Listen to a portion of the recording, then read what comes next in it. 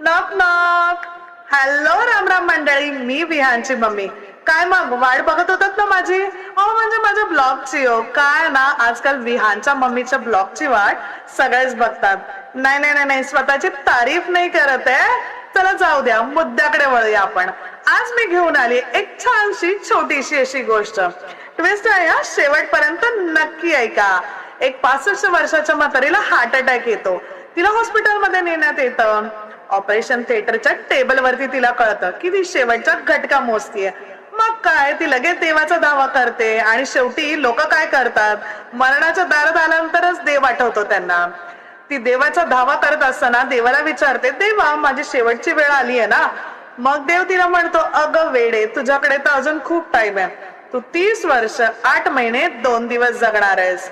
मग काय, तिला वाटतं चला आपल्याकडे खूप टाइम आहे, आपण उरलेलं आयुष्य मजेत जगूया. तिचं जेव्हा ऑपरेशन होतं त्यानंतर ती स्वतःची फेसची सर्जरी करून घेते, पोटाचा आकार कमी करते, केस चमकदार बनवते आणि स्वतःची काया एकदम नितांत बनवते. हिरोईन होते हो ती. मग सगळ्या सर्जऱ्या झाल्याच्या नंतर तिला घरी सोडण्यात येतं.